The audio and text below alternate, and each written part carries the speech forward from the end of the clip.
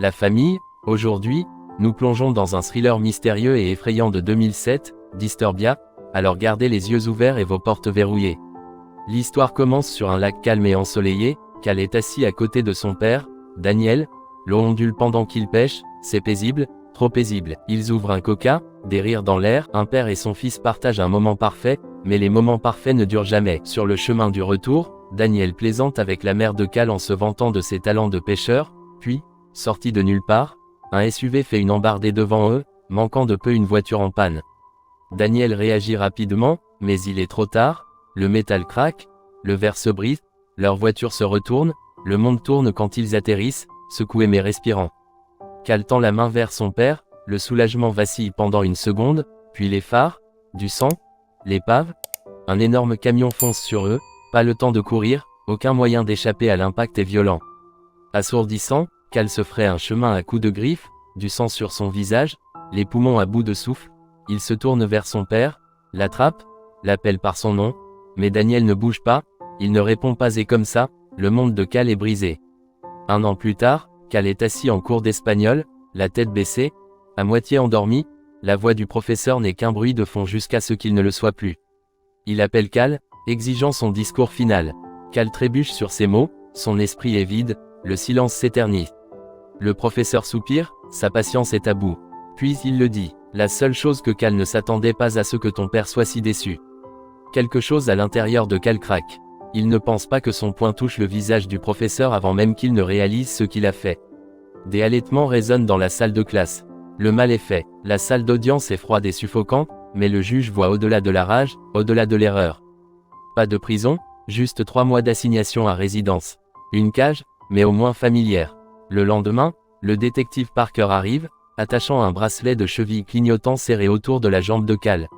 Sort pendant plus de 10 secondes, prévient-elle et les flics arrivent à la porte. Cal écoute à peine jusqu'à ce qu'il aperçoive un des officiers qui le surveille, Gutiérrez, le cousin de son professeur. Le gars ne dit pas un mot, mais Cal le voit dans ses yeux, il attend une excuse.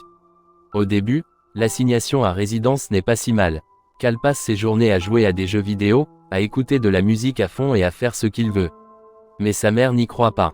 Elle entre un après-midi, le visage serré de frustration, sans un mot, elle coupe le cordon d'alimentation de sa télé et lui dit « J'ai annulé tous tes abonnements en ligne, il est temps de se lever et de faire quelque chose. » Elle a raison, il y a une tension entre maintenant, une tension qu'il ne peut ignorer alors qu'elle part au travail. Cal se traîne dans une routine sans enthousiasme en faisant juste assez pour la tenir loin de lui. Il nettoie à moitié et paresseux dans la maison, les tâches ménagères sont faites mais non sans beaucoup de grognements et à peine lever les doigts. Après ce travail épuisant, Cal s'effondre sur son lit pour une sieste, mais avant qu'il puisse se mettre à l'aise, le bruit des cartons en mouvement et des rires dérive à travers les murs. Ses nouveaux voisins sont là, et l'un d'eux attire son regard. Avant qu'il ne puisse y penser davantage, ding-dong, la sonnette retentit. Cal se précipite vers la porte, mais quand il l'ouvre, son estomac tombe. Un sac en papier enflammé se trouve sur le pas de sa porte. Sans réfléchir, il marche dessus pour éteindre le feu, mais la puanteur le frappe presque immédiatement. C'est de la crotte de chien. Il lève les yeux et aperçoit les enfants rire, pointer du doigt et s'enfuir. La rage brûle dans sa poitrine, il les poursuit, ignorant le fait qu'il est assigné à résidence. L'un des enfants se retourne et crie « Tu es assigné à résidence, idiot !» Son cœur rate un battement, il se précipite chez lui, réussissant à peine à entrer avant que la voiture de police ne s'arrête. Il sait ce qui va arriver, les sirènes baleines et assez tôt, il le ménote à nouveau. Le lendemain, Cal ne prend aucun risque. Il installe des ficelles autour de sa cour, marquant ses limites. S'il s'éloigne trop, la sonnerie se déclenchera.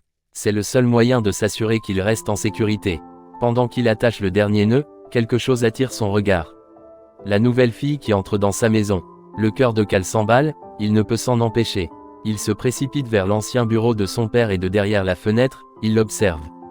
Puis, juste au moment où il se sent à l'aise, on frappe à la porte. Il l'ouvre, c'est son ami Ronnie. « Laisse-moi te faire visiter le quartier », dit Cal en sortant en premier. Il s'arrête chez Robert Turner, le vieil homme ne dit pas grand-chose, reste seul. Ensuite, Cal montre du doigt les enfants qui lui ont fait une blague. Il rit toujours à propos des crottes de chien. Et puis il y a la nouvelle voisine, maintenant dans la piscine.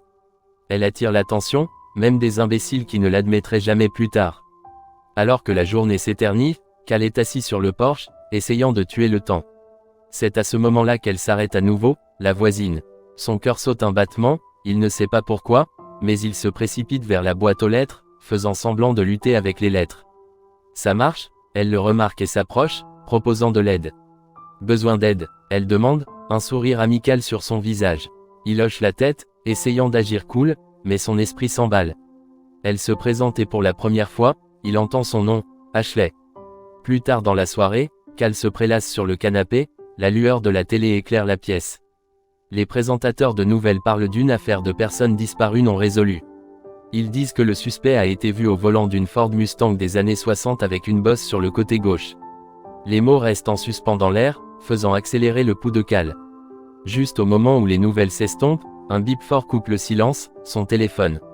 Il est temps qu'il se dirige vers la fenêtre, son cœur bat la chamade, prêt à espionner Ashley. Il la regarde s'étirer dans son jardin, ses mouvements calmes et rythmés. Mais quelque chose d'inattendu se produit. Son père fait irruption, l'air en colère, il lui crie dessus pour quelque chose, mais Cal n'entend pas les mots.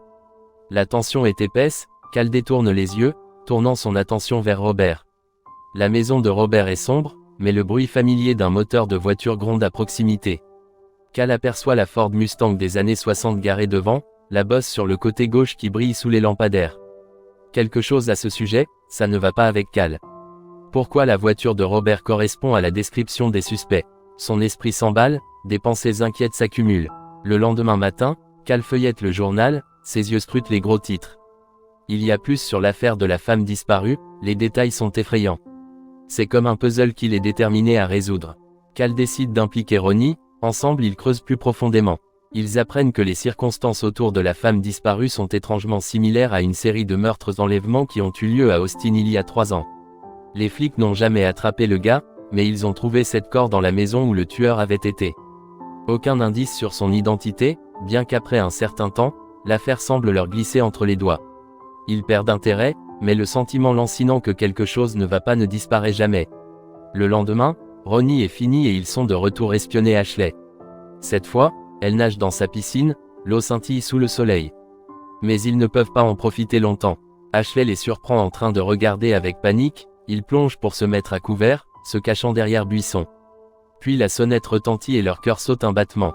Ils se figent nerveusement en se regardant, après quelques secondes, ils ouvrent finalement la porte pour trouver Ashley debout là. Elle sourit, entre directement et il est clair qu'elle ne demande pas la permission, elle se sent comme chez elle. Ashley entre dans la chambre de Cal et lui et Ronnie se précipitent pour ranger le désordre. Ils ne veulent pas qu'elle voie le chaos dans lequel ils vivent. Alors qu'elle se déplace, elle tombe sur les jumelles, celles que Cal utilise pour l'espionner. Et tout le monde est pris au dépourvu. Cal et Ronnie dissimulent rapidement la vérité. Elles ne sont pas pour espionner, Cal bégaye. Ils changent de sujet, plongeant dans leur théorie sur Robert. Ils disent à Ashley comment ils pensent qu'il pourrait être un meurtrier. Nous avons vu sa Mustang, Ronnie ajoute que, elle a une bosse sur le côté. Mais juste au moment où il parle, Robert sort de son garage et la Mustang est complètement enfoncée. Cal, la mâchoire tombe. Que se passe-t-il? Ashley lève un sourcil, n'avait-il pas un crâne de Longhorn suspendu dans son garage? Elle demande, sa voix basse mais sèche. Soudainement, tout clique dans l'esprit de Cal. Le crâne à Longhorn, c'est comme ceux de la série de meurtres au Texas. L'estomac de Cal se noue. Ashley remarque son changement d'expression et se penche, intriguée. Tu penses que c'est lié? Elle demande, sa curiosité exacerbée. Cal hoche la tête, et juste comme ça, Ashley décide de rester. Elle veut participer à l'enquête, elle est prête à aider et maintenant il n'y a pas de retour en arrière. Quelques heures passent et Ronnie s'endort sur le canapé, ne sort pas d'une surcharge de pizza. Cela laisse Cal et Ashley seuls, le silence épais entre eux. Ashley attrape un marqueur et commence à gribouiller sur le bracelet de cheville de Cal, dessinant des petits cœurs. Ses doigts effleurent sa peau et il y a une petite étincelle entre eux. Elle lève les yeux vers lui, une lueur enjouée dans ses yeux. Il commence à plaisanter en se taquinant, mais l'ambiance change légèrement. On dirait qu'il flirte. Juste à ce moment-là, Robert s'engage dans l'allée, une femme à côté de lui. Ils se faufilent tous les deux vers la fenêtre et regardent tranquillement. Il voit Robert et la femme buvant du vin et dansant ensemble dans le salon, mais bientôt quelque chose ne va pas. Cal et Ashley se figent alors que Robert sort soudainement un couteau. Il se faufile derrière la femme et pendant un moment terrifiant, il pense qu'il est sur le point de lui faire du mal. Mais il pousse un soupir de soulagement alors que Robert coupe calmement l'étiquette de la robe de la femme. Ils rient tous les deux, La tension se brise et pendant un moment, ils échangent un regard. C'est comme si le monde autour d'eux disparaissait. Ils se penchent, prêts pour ce premier baiser. Mais ensuite, ring ring, le ronflement de Ronnie interrompt tout. Alors qu'ils se tournent à nouveau l'un vers l'autre, sur le point de s'embrasser enfin, le téléphone d'Ashley sonne. C'est sa mère, elle doit partir. Cal la conduit à la porte, son cœur bat la chamade, son visage à quelques centimètres du sien. Mais alors qu'ils se tiennent là, elle s'éloigne, le laissant suspendu. Pas de baiser, juste le silence. Cal rentre chez lui, son esprit continue de courir. Il passe devant les enfants farceurs qui sont collés à leur télévision, en train de rire et de regarder quelque chose qu'ils ne devraient certainement pas faire. Mais son attention se déplace rapidement alors qu'il regarde la maison de Robert. Il voit une femme sortir en courant, la maison a l'air désespérée de vouloir s'échapper dans la panique. Cal tâtonne avec son appareil photo et le flash se déclenche. La lumière vive traverse la nuit et immédiatement Robert lève les yeux et le remarque. Le cœur de Cal bat dans sa poitrine. Il appelle Ronnie pour lui dire ce qu'il a vu, mais il s'arrête au milieu d'une phrase. La femme qui semblait essayer de s'enfuir sort maintenant nonchalamment de la maison de Robert et retourne à sa voiture. Cela n'a pas de sens. Le lendemain matin, Cal descend prendre le petit déjeuner en espérant se débarrasser de cette nuit étrange. Mais quand il tourne au coin de la rue, il se fige. Robert est assis à la table de la cuisine en sirotant du café, comme s'il était à sa place. La mère de Cal sourit maladroitement en expliquant comment Robert l'avait aidé à réparer un pneu crevé plus tôt. L'air entre eux est épais de tension. Cal peut le sentir dans ses os. Quelque chose ne va pas et ça ne fait qu'empirer. Cal monte à l'étage, son esprit tourne. Il trouve Ashley l'attendant, assise sur son lit. Il lui raconte tout sur le comportement étrange, la femme et le sentiment que quelque chose ne va pas avec Robert. Ashley écoute patiemment, puis dit calmement « Lui, il réfléchit trop », elle dit qu'il a besoin de se détendre. Mais juste au moment où elle est sur le point de partir, elle lâche une bombe. Elle organise une fête ce soir et doit se préparer. Cal ressent une pointe de jalousie en lui. Plus tard dans la nuit, Cal ne peut pas s'en empêcher, il la regarde à la fête depuis sa fenêtre. Il voit un gars serrer Ashley dans ses bras et quelque chose en lui craque. Il n'aime pas ça. Sans réfléchir, il installe sa chaîne stéréo et monte le volume. La musique à fond fait trembler toute la maison. Ashley, déjà gênée, se précipite à sa fenêtre, le visage rouge de frustration. Elle rentre par la fenêtre, lui arrache son iPod et l'avertit qu'elle brisera les limites s'il ne s'arrête pas. Ils sont tous les deux en colère. Mais Cal, sentant le feu du moment, lui ouvre son cœur. Il lui dit ce qu'il ressent, à quel point il l'aime. Le visage d'Ashley s'adoucit pendant une seconde. Elle ne sait pas si elle pense qu'il est le gars le plus effrayant ou le plus gentil. Mais elle décide de suivre l'échelle au moment même où les choses commencent à s'échauffer entre eux. Ashley s'arrête, elle regarde par la fenêtre et voit Robert traîner quelque chose de lourd et de suspect dans son garage.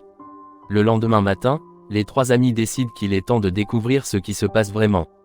Cal envoie Ashley surveiller Robert à la quincaillerie pendant que Ronnie essaie d'obtenir le code G de sa maison. Ashley suit Robert dans le magasin en essayant de rester cachée, mais elle le perd bientôt de vue. Alors qu'elle est sur le point d'abandonner, Robert la surprend sur le parking. Au début, il est calme et fait comme si de rien n'était. Il prend ensuite ses clés du contact et se glisse dans la voiture à côté d'elle. Sa voix devient sérieuse lorsqu'il lui dit qu'il sait qu'elle et ses amis l'espionnent. Il dit qu'il tient à sa vie privée et la supplie d'arrêter. Après un long moment de tension, il lui rend les clés et s'éloigne. Ashley se précipite vers Cal et Ronnie en leur racontant tout ce qui s'est passé. Elle leur dit que Robert avait raison, ils sont allés trop loin. Elle les supplie d'arrêter d'enquêter et de l'espionner, se sentant vaincue. Elle rentre chez elle en expliquant que c'est l'anniversaire de ses parents et qu'elle doit être là plus tard dans la soirée. Cal construit un appareil qui lui permet de regarder les enregistrements de sa caméra sur sa télévision à la maison. Juste au moment où il est en train de tout installer, Ronnie fait irruption par sa porte, paniqué parce qu'il a accidentellement laissé son téléphone dans la voiture de Robert dans la précipitation. Cal l'envoie là-bas avec la caméra pour vérifier les choses. Ronnie se faufile dans le garage de Robert et appelle Cal avec des nouvelles inquiétantes. Il sent quelque chose de terrible et trouve un sac avec du sang qui coule. Alors qu'il essaie de comprendre, la porte du garage se ferme soudainement. Ronnie commence à crier et court pour sa vie, mais le flux de la caméra se coupe en statique. Cal s'inquiète pour son ami et ne se soucie plus de son bracelet de cheville. Il attrape une batte de baseball et se dirige vers la maison de Robert. Dès que Cal franchit la porte d'entrée, la police arrive et le menotte immédiatement. Robert sort et Cal essaie rapidement de tout expliquer aux officiers. La police, incertaine au début, décide de vérifier la situation. Ils entrent dans la maison de Robert et trouvent le sac ensanglanté. Seulement, ce n'est pas une personne, c'est un cerf. Robert prétend qu'il a accidentellement tué le cerf il y a quelques nuits. La police a informé la mère de Cal qu'il devra comparaître devant le tribunal le lendemain matin à cause de ses actes. Elle est très déçue et en colère contre lui, mais elle essaie d'arranger les choses en se rendant chez Robert pour s'excuser, espérant qu'il ne portera pas plainte. Pendant ce temps, Cal se dirige vers sa chambre pour être effrayé par Ronnie qui fait semblant d'être mort dans son placard. C'est un peu trop pour Cal, surtout après tout ce qui vient de se passer. Ronnie le met rapidement au courant de ce qui s'est passé, puis lui montre les images de la caméra lorsqu'il était chez Robert. Cal remarque qu'il y a quelque chose d'étrange dans les images. Il zoome sur une certaine image et ce qu'il voit lui fait tomber le cœur. Un cadavre est conservé derrière une bouche d'aération. Au même moment, Robert se faufile dans la maison de Cal et assomme sa mère, puis frappe discrètement Ronnie à la tête avec une batte de baseball. Une bagarre féroce éclate entre Cal et Robert. Après une bagarre intense, Cal se précipite pour essayer de dépasser ses limites afin d'attirer l'attention de la police. Mais Robert l'arrête et le frappe. Il attache alors Cal et commence à expliquer son plan pour le faire porter le chapeau. Pendant que Robert parle trop, ils entendent soudainement Ashley appeler Cal d'en bas. Cette distraction est tout ce dont il attrape quelque chose à proximité et le fracasse au visage de Robert. Cal court vers Ashley et ensemble, ils combattent Robert jusqu'à ce que Cal le pousse par-dessus la rampe d'escalier, l'envoyant s'écraser à l'étage inférieur. Ils s'échappent rapidement dans la chambre de Cal et verrouillent la porte derrière eux, mais Robert n'abandonne pas. Il essaie de s'introduire dans la pièce, forçant les deux à s'échapper par la fenêtre et à sauter dans la piscine d'Ashley. Cal dit à Ashley d'appeler la police pendant qu'il se précipite chez Robert pour trouver sa mère. Cal arrive finalement chez Robert et découvre une pièce cachée à l'intérieur. Il trouve les affaires de la femme de Plusto et se rend compte que Robert se faisait passer pour elle pour le piéger. Pendant ce temps, l'officier Gutiérrez se présente à la fête et entre dans la maison, mais Robert se faufile sur lui et lui brise le cou, ne laissant personne pour s'arrêter. De retour au sous-sol, Cal se fraye un chemin à travers un labyrinthe de pièces effrayants. Il finit par trouver sa mère attachée, alors qu'il coupe les cordes pour la libérer. Robert l'attrape soudainement par derrière et la jette contre le mur. Une bagarre brutale éclate entre Cal et Robert.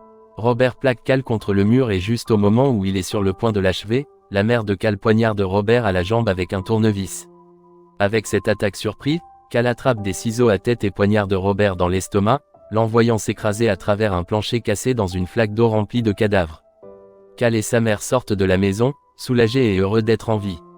Le lendemain, le détective Parker arrive pour retirer le bracelet de cheville de Cal en raison de son bon comportement. Cal, se sentant libre, traverse immédiatement la limite de la cour d'Ashley et lui fait un gros bisou. Il monte à l'étage pour se venger des enfants farceurs de l'autre côté de la rue. Ils appellent leurs parents en se faisant passer pour la société de câble et en leur disant qu'ils ont regardé des vidéos inappropriées dans une autre pièce. Les enfants se font attraper par leur mère et ça n'a pas de prix. Cal et Ashley sourient, rient et s'embrassent en se sentant comme s'ils avaient gagné la vie, ayant enfin la liberté de profiter de tout ensemble. Que feriez-vous si vous découvriez que votre voisin cachait de sombres secrets? Enquêteriez-vous ou resteriez-vous en dehors? Faites-le moi savoir dans les commentaires. Si vous avez aimé, abonnez-vous et activez les notifications pour plus de récapitulatifs. Merci d'avoir regardé, à la prochaine.